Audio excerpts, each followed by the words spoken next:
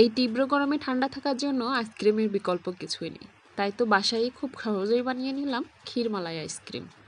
খুবই সামান্য উপকরণ দিয়ে ঘরেই তৈরি করে নিলাম ক্ষীরমালাই আইসক্রিম। ঘরে যদি শুধুই হুইপড ক্রিম থাকে তাহলে আর বাড়তি কিছুর প্রয়োজন হয় না। আইসক্রিমটা তৈরি করা শুরু করছি। তার জন্য আমি প্রথমে একটা প্যানে 1/4 কাপ চিনি ক্যারামেল হতে রেখেছি। সুন্দর একটা কালার আসা পর্যন্ত ক্যারামেলটা তৈরি করে নিব। ক্যারামেল তৈরি হয়ে গেলে তার মধ্যে দিয়ে দিচ্ছি 1/2 লিটার দুধ। এখন এই দুধটা আমি ক্যারামেলের সাথে খুব ঘন করে জাল করে নিব। এভাবে জাল করতে করতে যখন ঘন হয়ে আসবে তখনই তৈরি হয়ে যাবে একটা মালাই। আর এই মালাই দিয়ে আমি তৈরি করে নিব ক্ষীরমালাই আইসক্রিম। আমি এখানে 1 কাপ হুইপড ক্রিম নিয়েছি। এখন হ্যান্ড বিটার দিয়ে খুব ভালোভাবে আমি বিট করে নিব। প্রথমে আমি ক্রিমটা হাই হিটে বিট করব।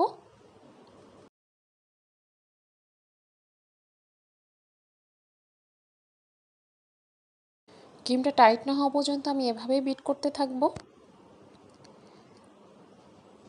ক্রিমটা প্রায় বিট করা হয়ে গেছে, দেখেই বোঝা যাচ্ছে।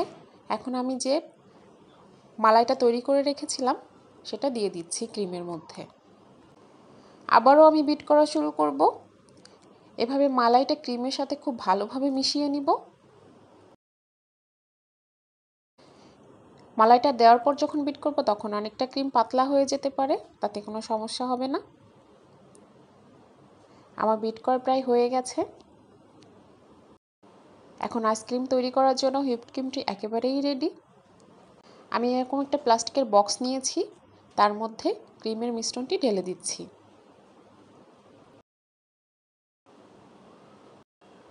তারপর বক্সটা হাত দিয়ে একটু ট্যাপ ট্যাপ করে নিব, যেন ভিতরে কোনো হাওয়া থাকলে বের হয়ে যায়। উপর দিয়ে ছড়িয়ে দিচ্ছি ডেকোরেশনের জন্য কিছুটা বাদাম। আমি এখানে কাজু বাদাম আর কাঠবাদাম নিয়েছি। সাথে দিয়ে দিচ্ছি কিছু কিশমিশ। এখন আমি বক্সের ক্যাপ লাগিয়ে ফ্রিজে রেখে দেব সারা রাতের জন্য।